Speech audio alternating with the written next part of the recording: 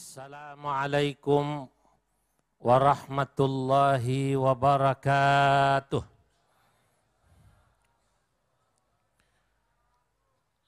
Alhamdulillah Rabbil alamin. Wa sallallahu wa sallam ala sayyidina Muhammadin wa ala alihi wa ashabihi wa man tabi'ahum bi ihsan ila yaumiddin, amma ba'du.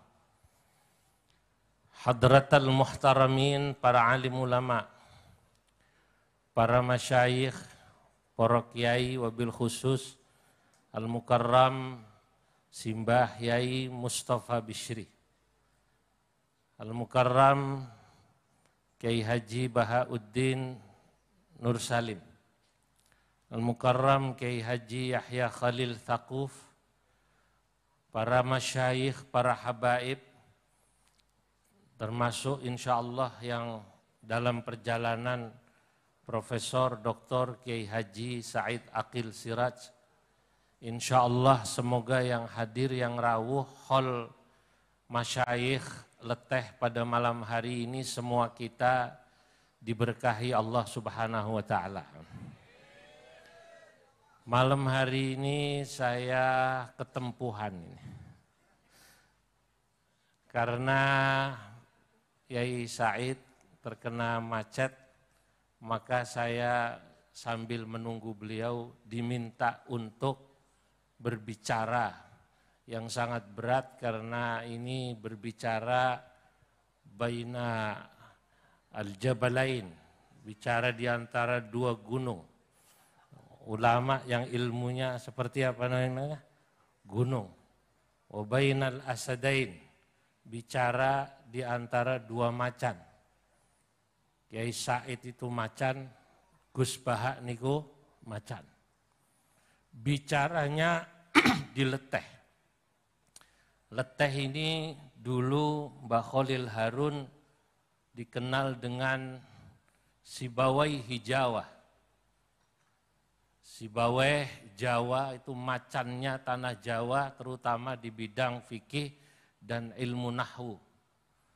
Sanad ilmu nahwu ulama Pasundan itu mengambil dari Mbah, siapa namanya? Mbah Khalil Harun. Yang terkenal seingat saya di Garut itu namanya Kiai Adroi. Nanti masyayikh Sunda itu mengambil sanad nahwu dari Kiai Khalil Harun. Itu terkenalnya macannya tanah Jawa. Jadi dulu saya pernah saking kagumnya pada Kiai Khalil Harun, beliau menulis kitab nahwu. Saya kemudian membuat beberapa bait syair untuk memuji Kiai Khalil Harun dan cucu-cucunya. Lana asadun yushiru lahul bananu, sibu yahuna khalilu abul khalili. Lana asadun yushiru lahul bananu, sibu yahuna khalilu abul khalili. Wasihruhu la yuqalu lahul mithalu, wa qad ajazal fuhulu anil wusuli. Hafiduhu man linahbatina za'imu, wa yaghbatuhu rijalu dhawul jalali. Wa hal walada zamanu lana thaqufan, bimithlihi man lahu nasabul jibali. Lana asadun, kita dulu punya macan. Yushiru lahul bananu, yang semua jari-jari menunjuknya. Siapa beliau? Sibu Yahuna, asluhu Sibawai. Dalam satu lughat dibacanya Sibuyah. untuk menyesuaikan wazan. Sebab kalau pakai sibawai huna nggak ketemu wazannya. Maka saya pakai satu lughat yang membaca sibawai dengan sibuya. Sibuya huna khalilu abul khalili, yakni sibawai kita. Sibawainya tanah Jawa, khalilu abul khalili, yakni Mbah Khalil Harun, abul khalili, kakeknya Kiai Khalil Bishri. Jadi beliau menyebut diri beliau dalam kitabnya itu, beliau katakan Khalilu Najlu Harunar Rembani. Wasihruhu, menantu beliau yang tadi dipuji oleh Gus Bahak tadi, Kiai Bishri Mustafa. La yuqalu lahul mithalu. Sulit mungkin kita akan menemukan ulama yang seperti beliau di tanah Jawa ini, yang sangat produktif, kiai yang sangat produktif, mengarang kitab banyak, tapi juga mubaligh yang sangat terkenal, tapi juga pengasuh pesantren yang sangat istiqomah. Saya menikmati guyonan-guyonan Gus Bahak menggunakan bahasa Jawa, karena saya tidak bisa bahasa Jawa lancar. Saya takut salah kalau menggunakan bahasa Jawa, karena beberapa waktu lalu saya mencoba bahasa Jawa, rupanya penempatannya salah. Ketika saya haji kemarin bareng Mbah Kiai Anwar Iskandar, beliau makan itu sedang nikmat, menambah, saya bilang, Mbah, pripun maeme sekeco, gitu. Kata Gus Atoknya, putranya Ki Anwar Mansur Lirboyo, Yai, kalau makanan bukan sekeco tapi eco. Leres ngaten nggih? Waduh, saya salah, makanya saya takut salah menggunakan bahasa Jawa, saya menggunakan bahasa Indonesia saja. Jadi luar biasa Mbah Bishri ini. Wa qad ajazal fuhulu anil wusuli. Mungkin kita mencari orang-orang besar, al-fuhul, untuk seperti Mbah Bishri sulit. Ayah saya ketika saya masih kecil itu pernah mengatakan begini, kalau pakai bahasa Jawa kasar, saya mungkin menggunakan bahasa Jawa kasar, saya lahir Jakarta, besar di Jakarta, hanya pernah ngaji di Kajen 6 tahun, sesudah itu saya pulang, jadi saya tidak begitu pandai berbahasa Jawa. Zul, ora ono kiai kaya Mbah Bishri. Kiai produktif, mubaligh yang sangat terkenal di mana-mana, tapi iso istiqomah mulang ngaji. Nah, saya ini jujur harus banyak sedih. Kalau tadi Gus Bahak bilang, aku jarang melu rapat nang PBNU karena nek aku melu rapat engko sapa sing mulang ngaji. Nah, lah niki saya itu kena sekali itu sindirane Gus Bahak. Sebelum saya diminta jadi waketum oleh Gus Yahya ini, majelis saya seminggu itu rata-rata saya keliling ngaji rutin itu antara 30 majelis sampai 35 majelis rutinan saya. Nah sekarang kelilingnya ya seperti ini. Jadi majelis ngaji rutin sekarang kemampuan ngaji kitab saya pastinya berkurang jauh dibanding Gus Bahak yang rutinan terus. Jadi nek Gus Bahak tambah alim, pengurus PBNU rada kurang pinter ya maklum ngoten. Rada maklum karena ngajine pun rada kurang baca kitabnya. Mbah Bishri bisa istiqomah. Makanya banyak orang yang kemudian ajazal fuhulu anil wusuli, banyak orang yang iri atau tidak bisa seperti Mbah Bishri. Nah, itu baru Mbah Bishrinya, belum nanti cucunya, buyutnya Mbah Khalil Harun. Saya katakan hafiduhu man linahdatina za'imu. Yang menarik Mbah Khalil Harun ini buyut-buyutnya. Hafiduhu, ini hafid biddal, wala bidza. Kalau bidza, hafid itu nama Bupati Rembang, ya Pak Bupati. Ini hafiduhu biddal. Buyut-buyutnya Mbah Khalil Harun, man linahdatina za'imu, orang yang di Nahdlatul Ulama rata-rata jadi pemimpin, keturunannya Mbah Khalil Harun. Mohonlah jenengan tingali pirsani. Masya Allah, dari zaman Allah yarham Mbah Bishri Mustafa, dari zaman Mbah Khalil Bishri, sekarang Mustasyar PBNU, beliau K. Mustafa Bishri, pernah menjadi Wakil Rais Am, menjadi PJS Rais Am, sekarang Mustasyar, belum lagi buyutnya Gus Yahya Ketua Umum, kemudian juga adiknya Ketua Ansor. Ini jarang. Saya itu berpikir ini rahasianya apa Mbah Khalil Harun itu. Lah oleh karenanya, karena Mbah Khalil Harun punya buyut semacam ini, termasuk Khatib Am ini kan cucunya beliau, Kiai Said Asrori. Saya katakan makanya hafiduhu man linahdatina za'imu wa yaghbatuhur rijalu dzawul jalali. Akhirnya banyak orang-orang besar yang ghibtah. Ghibtah niku sanes beda dengan hasud. Kalau hasud itu iri dalam konotasi negatif, tapi kalau ghibtah iri dalam konotasi positif. Masya Allah, Masya Allah. Wahal waladaz zamanu lana thaqufan. Apakah zaman akan melahirkan lagi thaqufan, seorang cendekiawan. Thaquf itu artinya cendekiawan. Ini terserah mau Anda artikan thaquf ini domirnya atau maksudnya adalah Mbah Khalil atau cucu-cucunya, boleh juga.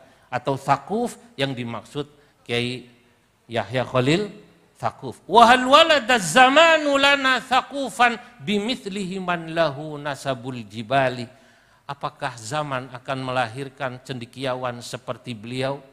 Bimithlihi man lahu nasabul jibali, yang memiliki nasab seperti gunung. Nah, oleh karenanya menurut saya orang seperti Kiai Khalil Harun, Mbah Bishri Mustafa, Mbah Kiai Khalil Bishri, ini menurut saya yang sudah wafat sudah sangat layak kemudian ditulis tarjamahnya, sejarah hidupnya termasuk mu'allafatnya, karangan-karangannya, pemikiran-pemikirannya, tinggalan-tinggalannya, turasnya, agar apa? Agar ajarannya kita bisa ikuti, agar semangat ngajinya kita bisa ikuti. Nah, persis seperti Gus Bahak tadi itu.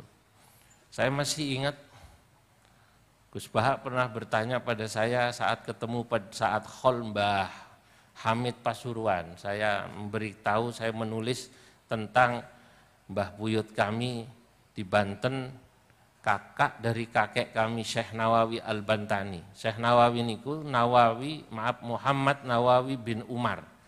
Niku putra pertamanya Syekh Umar Al-Bantani.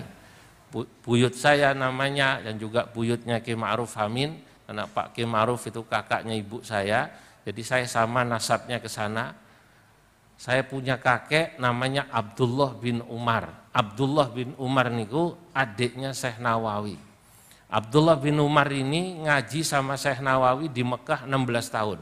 Yang bilang justru Senok Hogronya bertemu dengan buyut kami di Mekah saat Senok Hogronya itu ngaji ketemu Syekh Nawawi di sana. Walaupun menurut para sejarawan Senok Hogronya tadhahara bil Islam wa ghayyara ismahu bi Abdul Ghaffar.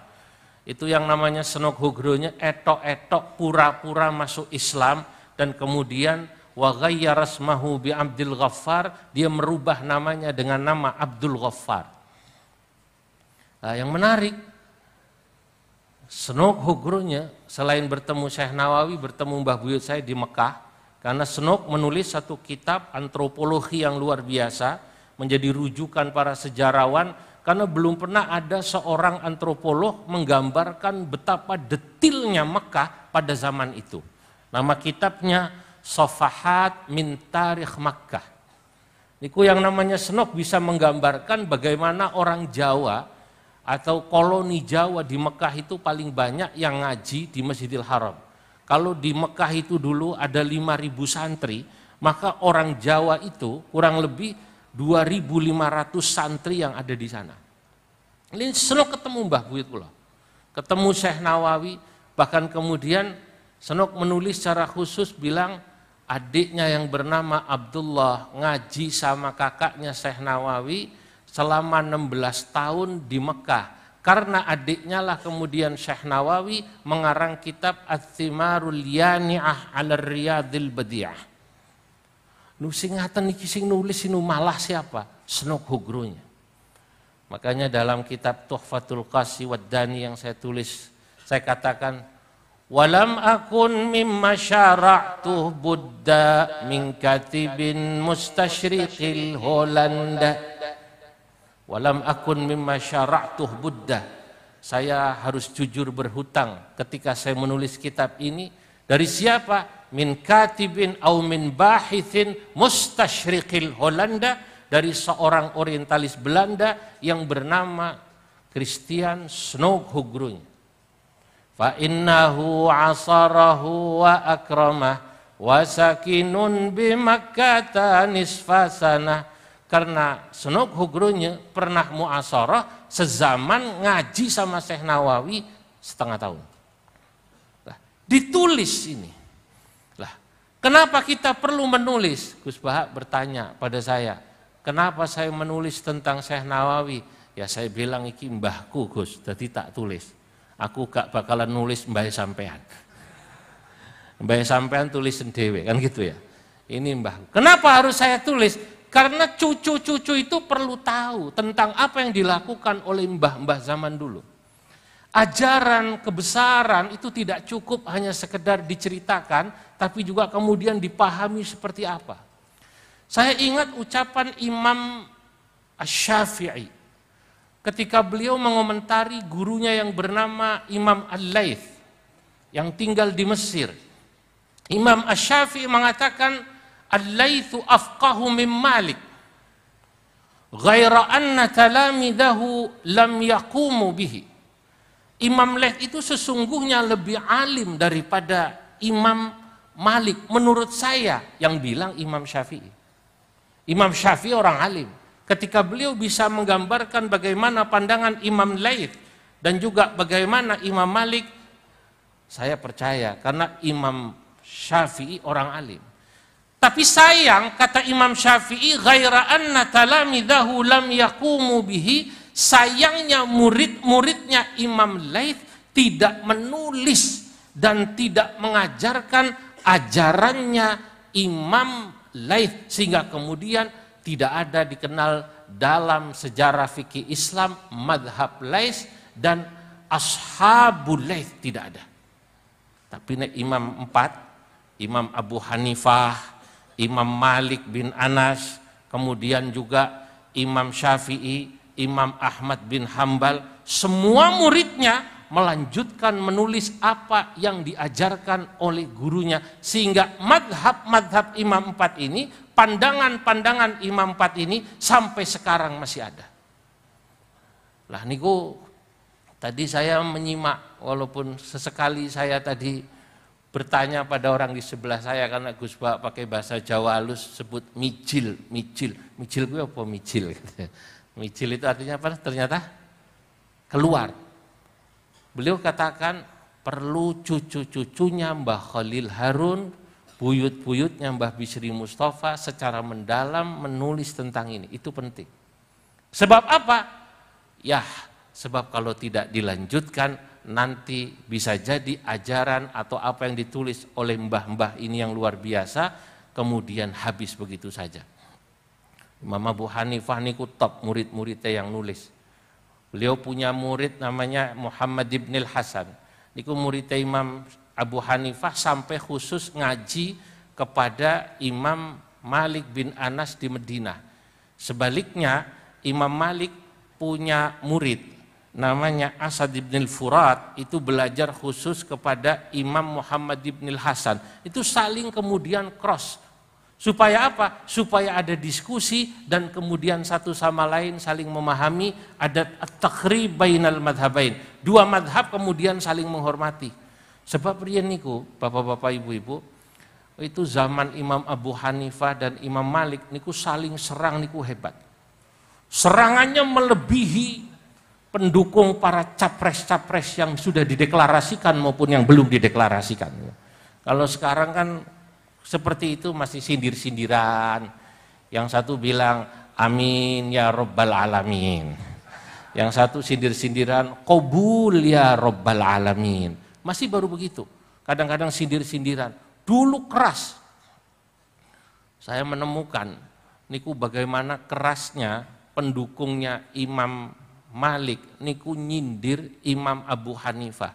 Imam Abu Hanifah itu ulama yang mengatakan bahwa wali nikah itu bukan rukun tapi syaratul kamal dalam pandangan Imam Abu Hanifah. Niku dikritik sama ulama-ulama madhab Maliki luar biasa. Bahkan kemudian ngeritiknya itu jadi syair. Zaman dulu itu kalau saling mengeritik, kalau bahasa wawon niku Gus Bahak kali Gus Ipul kan gasak-gasaan. Nek gasak-gasaan niku kita semua paham karena pakai bahasa Jawa. Ulama dulu gasak-gasaannya pakai syair. Madhab Malik, ulamanya mengeritik madhab Abu Hanifah, apa katanya? Idza dzurra'i khasama fi qiyasin wajaa bi bid'anatin hanatin syarifah atainahum biqaulillahi fiha wa ayatin mubarrizatin syarifah fakam min farji muhsanatin afifah uhilla haramuhu bi Abi Hanifah. Niki nek sing ngaji kiai paham langsung. Lah, nek sing santri mungkin enggak begitu dalam ngajinya jenengan manggut-manggut tapi mboten paham kan? Mungkin nek diterjemahno jeru, Pak. Idza dzurra'i khasama fi qiyasin. Kalau ahli ra'yu, karena madhab Abu Hanifah itu terkenal kuat menggunakan logikanya.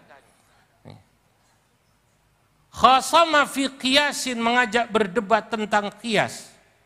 Waja'a bi bid'atin hanatin sakhifah, lalu dia membawa pandangan yang di situ mengandung bid'ah yang sangat rentan. Kata ulama madhab Maliki, atainahum biqaulillahi fiha, kami akan lawan madhabnya Abu Hanifah dengan apa? Dengan mendatangkan firman Allah wa ayatin mubarrizatin syarifah, dan juga kami akan jelaskan wa atharin mubarrizatin syarifah, akan saya bawakan ayate opo dalile hadise opo. Niku madhab Maliki niku bilang iki lho ayate kenapa kok wali niku rukun nikah, bukan syarat kesempurnaan, terutama buat rondo. Fakam mim farji muhsanatin afifah, karena betapa banyak farji wanita yang mestinya kemudian dijaga. Kenapa? Uhilla haramuhu bi Abi Hanifah, kemudian menjadi halal yang padahal mestinya haram gara-gara pandangannya Imam Abu Hanifah. Masya Allah, Imam Abu Hanifah dituding menghalalkan, farjinya perempuan yang mestinya belum sah untuk nopo dinikah. Tapi saudara-saudara hadirin para rawuh, dialog ulama ini menarik ya. Menarik kenapa? Karena ketika yang satu kemudian mendebat yang satu jawab. Madhab Abu Hanifah jawab, karena ashabnya terus menulis tentang pandangan gurunya tadi. Tidak seperti madhabnya Imam Lais yang tidak ada yang menulis. Kata santrinya Abu Hanifah, santrinya Abu Hanifah jawab, idza mannasu yauman qayasuna bi'abidatin minal futya tarifah atainahum bimiqyasin sahihin tiladin min tirazi Abi Hanifah. Dibalas oleh santrinya Imam Abu Hanifah, beliau katakan, kalau ada orang kok mengajak debat, mempertanyakan pandangannya Imam Abu Hanifah, maksudnya sinten? Maksudnya tadi madhab Malik santrinya Imam Malik yang menyerang Imam Abu Hanifah, kata santrinya Imam Abu Hanifah, mereka kemudian menyerang kami akan ajarkan mereka bagaimana cara menggunakan kias yang kuat. Atainahum bimiqyasin sahihin tiladin min tirazi Abi Hanifah. Ini tak ulang caranya nganggo kias. Masya Allah. Kula niki membaca semacam ini, itu hanya melihat sebegitu hebat para ulama dulu itu mengkader para santrinya. Maka sesungguhnya kita semua yang hadir di sini, baik santri leteh yang masih mukim maupun alumni yang sudah di rumah, sesungguhnya kita semua ini adalah al-kawadir. Al-kawadir niku jamaknya kader. Kader niku napa? Jamaknya napa? Al-kawadir niki mun dados mu'arrab niki. Ini awalnya bahasa Inggris jadi bahasa napa? Arab. Sekarang itu lazim bahasa Inggris jadi bahasa Arab. Kula niku ketika menulis salah satu tulisan saya menulis kitab At-Tatbiqatul Usuliyah fil Fatawal Indonesia. Terapan-terapan teori usul fikih yang digunakan oleh ulama Indonesia syakhsiyatan wa institusionaliyatan. Baik ketika ulama Indonesia berfatwa secara pribadi, kados Mbah Sahal itu berfatwa tentang KB, maupun wa institusionaliyatan, maupun ketika berfatwa menggunakan institusi, baik pada saat beliau jadi rais am PBNU, bagaimana NU berfatwa, bagaimana MUI berfatwa. Kalau katakan di situ, fil bidayah aslu hadzal kitab maddah idhafiyah lit ta'limir rutini. Ini kitab awalnya adalah materi tambahan lit ta'limir rutini, untuk pengajian rutin. Ala kitab Kifayatul Akhyar, awalnya ini materi tambahan ngaji kitab Kifayatul Akhyar lil muwadzaf al-ma'dzuni syar'i, buat pegawai KUA. Pegawai KUA niku bahasa Arabe al-muwadzaf al-ma'dzuni syar'i. Niku bahasa Arabe. Nembuh pegawai KUA sing nang kene janjane paham apa enggak bahasa Arabe dek niku al-muwadzaf al-ma'dzuni syar'i. Kita yang hadir ini kawadir, kader-kadernya Mbah Khalil Harun, kader-kadernya Mbah Bisri Mustafa, kader-kadernya Kiai Khalil Bisri melanjutkan pemikiran beliau, ajaran beliau agar tidak habis seperti habisnya ajarannya Imam Laits, karena Imam Laits tidak punya santri yang melanjutkan. Itu kata sinten? Imam Syafi'i, al-Laitsu afqahu min Malik ghaira anna talamidahu lam yaqumu bihi. Ala kulli hal, para rawuh, para hadirin, saya percaya betul, apalagi orang-orang alim di Jawa. Kula niki yang hanya ngaji tidak lama ya. Kadang kula nggih iri kalih Gus Baha niku. Kula nderek musyawarah wusta ten Sarang, utusan Khajen. Saya umurnya waktu itu masih 17 tahun. Gus Baha niku roise niku. Saya lihat beliau yang mimpin. Memang Gus Baha dari dulu begitu, saya sudah tahu. Jadi moderator, dari Lirboyo mengeluarkan ibarat. Gus, saya mau bicara. Dalile dari kitab Kanzur Raghibin baru dibaca sebentar oleh Gus Baha langsung dipenggak. Wes harus sama terus no, aku sapal ujungnya sapal. Jadi saya ngelihat Gus Baha gini itu saya nggak heran, itu dari zaman dulu udah begitu. Wes sapal tak waco ya udah. Tapi saya iri seperti beliau-beliau ini, Masya Allah ngajinya lama nih.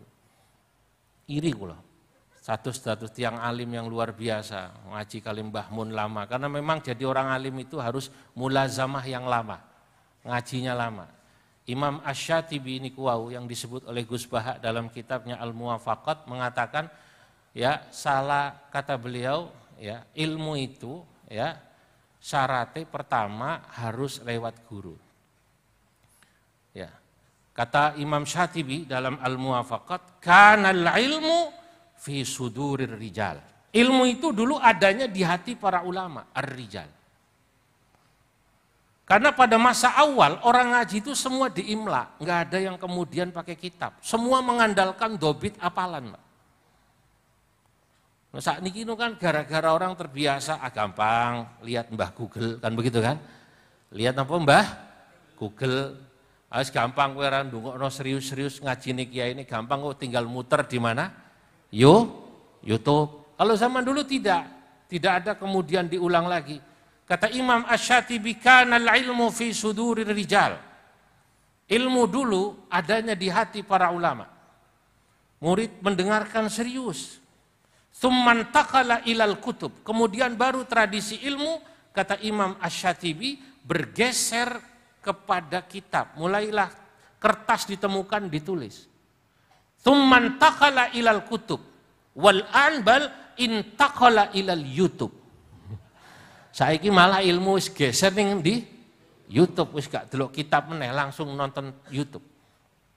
Tapi kata Imam Asy-Syatibi, wa mafatihuha bi aidir rijal. Tapi kuncinya ilmu, kata Imam Asy-Syatibi, ada di tangan para ulama. Mau tidak mau kita harus mulazamah sama ulama, begitu kata Imam Syatibi. Makanya beruntung pun panjenengan di Jawa ini. Ya, saya orang Jakarta, jadi saya bisa tahu rata-rata orang Jakarta itu ngajinya beda dengan orang Jawa. Orang Jawa itu kalau ngaji rata-rata tahqiq. Ya di Jakarta ada kiai yang juga ngajinya tahqiq, tapi memang ngaji di Jakarta tidak sama seperti di Jawa. Di Jawa semua ngaji di pondok, nggih. Pondoknya orang Jakarta itu majelis taklim. Dulu di Jakarta ada kiai sangat terkenal namanya Kiai Syafi'i Hadzami. Ini alim yang Jakarta. Ini nulis kitab namanya Taudhihul Adillah 8 jilid. Niku mboten nate mondok, nggih pun ngaos keliling kare kiai-kiai Betawi di Jakarta. Ya, dan tidak diartikan utawi iki-iku. Ya, misalnya al-kalamu huwal lafdzul murakkabul mufidu. Niku diartikannya pakai bahasa Indonesia saja. Al-kalamu bermula kalam, huwal lafdzul murakkabul mufidu. Tapi mereka kemudian belajar nahwu shorof ya begitu saja, pakai menggunakan dobit. Tapi karena ngaji niku dangu, lama mulazamah jadi orang alim. Nah, maka beruntung ya di Jawa yang tradisi ngaji kitabnya masih ada ulama-ulama kayak Mbah Yai Mus niki istiqomah temeriki, Gus Bah yang masih istiqomah.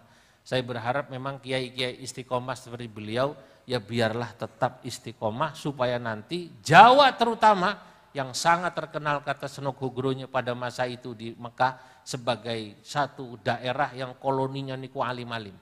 Niku sampai tiang-tiang luar Jawa rien. Jawa itu sebutan buat Nusantara. Niku tenarap niku iri kali tiang Jawi. Kalau ada orang Jawa datang ke sana niku orang sekitar, maaf Afrika sekitarnya niku ngece. Ngece niku napa? Menghina orang Jawa. Kalau sekarang kan orang Indonesia pergi haji, umroh, nek nawar barang ngenyang langsung digasai ini tiang Bangladesh yang jualan. Indonesia bakhil, gitu nggih. Betul apa tidak? Indonesia apa? Bakhil, pelit. Zaman dulu kata Senok Hugro-nya niku pada 100 tahun lalu, persisnya tahun 1887 ketika Senok melakukan penelitian selama 6 bulan yang dia bisa menggambarkan detil bagaimana kondisi Mekah pada saat itu. Sampai saya ingat kalimatnya, kata Senok, innan nadhira fi syawari'i Makkah yajidu alwanan mukhtalifah, al-bayad min abna'il atrak, as-sawad min abna'il habasyah. Wong nek sing delok ning Mekah zaman semono, kata Senok, pasti bisa melihat bahwa di Mekah itu pada saat itu yajidu alwanan mukhtalifah, mereka bisa menemukan bahwa manusia di Mekah niku sudah bermacam-macam asalnya. As-sawa al-bayad min abna'il atraq. Yang kulitnya putih keturunan apa? Turki. As-sawad min abna'il habasyah. Sing ireng keturunan Habasyah. Itu digambarkan oleh Senok. Lah satu yang saya kagum kejujuran Senok yang ini jujur. Kata Senok, wong Jawa dhisik sukses ning Mekah, liyane Jawa iri karo Jawa. Liyane Jawa iri. Kenapa? Orang Jawa melahirkan ulama besar seperti Syekhana Khalil Bangkalan. Jawa melahirkan ulama besar seperti guru kita Mbah Khalil Harun Kasingan. Jawa melahirkan Syekhona Syekh Mahfud Termas Pacitan. Jawa melahirkan kalau di barat itu namanya Syekh Nawawi Al-Bantani. Jawa melahirkan siapa? Mbah Hashim Asy'ari. Maka tidak berlebihan kalau saya mengatakan wa ba'du fal Jawa azimus syani bi kathratil alimi war rabbani. Jawa ini kata saya azimus syani, besar keadaannya, besar posisinya. Kenapa? Bi kathratil alimi war rabbani, sebab sejak dulu banyak orang alim yang rabbaninya. Kalau yang lebih tua saya mulai mbah saya dulu, mbah saya sebut duluan. Fabantanun dzunawawil ahmasi. Banten memiliki namanya Syekh Nawawi Al-Ahmasi, memiliki orang yang memiliki semangat keilmuan luar biasa. Wa Pacitan masyhuratun bitarmasi. Sementara Pacitan dari Jawa terkenal di sana karena melahirkan seorang alim bernama Syekh Mahfud Termas. Wal Bangkalanu bil Khalili dzil athar. Sementara Bangkalan terkenal sebagai ulama asal Jawa di Mekah. Dari mana? Asalnya Bangkalan bil Khalili dzil athar, yakni dengan Sayyidina Khalil. Wa Jombangun bi Hasyimin qad istahar. Sementara Jombang melahirkan Mbah Hashim Asy'ari. Khalilu najlu Harunar Rembani kada Zubairu walidul Maimuni. Rembang melahirkan Khalilu najlu Harun, melahirkan Mbah Khalil bin Harun. Kada Zubairu walidul Maimuni, begitu juga Mbah Zubair ayahnya Kiai Maimun. Idza su'ilta umdatul qurra'iman munawwirun nazilu Jogja fa'laman. Kalau Anda ditanya siapa umdatul qurra, ulama Quran yang menjadi sandaran sanad Quran paling besar di tanah Jawa, munawwirun, jawablah dia adalah Mbah Sinten Munawwir. Ihsanu jam fasil kediri syarihun min haja abidina fina qarihun. Ihsanu Jampesin, sementara Mbah Ihsan pun di Jampes, ya, Mbah Ihsan Jampes Al-Jampesi. Syarihun adalah seorang yang mensyarahi Minhajul Abidin, kitab Minhajul Abidin, fina qarihun. Mbah Ihsan Jampes sangat masyhur bagi kita, qarihun, beliau seperti macan. Abdul Karimi sifhu bil muassisi lirboyona ka akbaril majalisi. Mbah Abdul Karim sifhu bil muassisi, sebutlah beliau adalah muassis lirboyona, pondok napa? Lirboyo ka akbaril majalisi, yang sekarang pondok Lirboyo adalah pondok yang boleh dikatakan di antara pondok terbesar yang ada di Nahdlatul Ulama. Tsummal falahu tabtahi tullabahu nahdhatuna wa sya'buna akhlaqahu. Kemudian ada yang namanya siapa? Pondok Al-Falah, tabtahi tullabahu, yang sangat kagum kepada murid-murid Al-Falah, Nahdhatuna, Nahdlatul Ulama, wa sya'buna, dan santri-santri dan rakyat kita akan apa? Akhlaqahu, akan akhlaknya santri Ploso, santri Al-Falah yang terkenal lembut. Kemudian mana lagi? Kalau kita kemudian mau lanjutkan, ini sangat banyak. Ya, saya buat sangat panjang. Saya sebut tentunya Kajen. Tentunya tempat saya mondok saya sebut. Ya. Ya. Abdus Salami Jaddus Sahlin Fa'rifi. Abdus Salam, Mbah Abdus Salam Jaddus Sahlin, kakeknya Mbah siapa? Mbah Sahal nih, guru kula harus saya sebut. Ya. Abdus Salami Jaddu Sahlin Fa'rifi wa Asnawi alimu Qudsin Faktafi. Sementara Mbak Asnawi adalah alim-alimnya orang Kudus, Faktafi, maka cukuplah kau dengannya.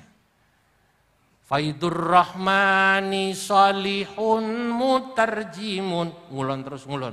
Ngulon lagi siapa? Faidur Rahman. Ada tafsir yang konon disebut tafsir pertama sebelum Al-Ibris yang ditulis dengan bahasa Jawa, namanya Faidur Rahman. Siapa yang menulis? Solihun, Mbah Soleh Darat. Solihun Mutarjimun, Mbah Soleh Darat lah yang menerjemahkan tafsir pakai bahasa Jawa pertama konon, ya, sebelum Mbah Bishri dengan Al-Ibriznya.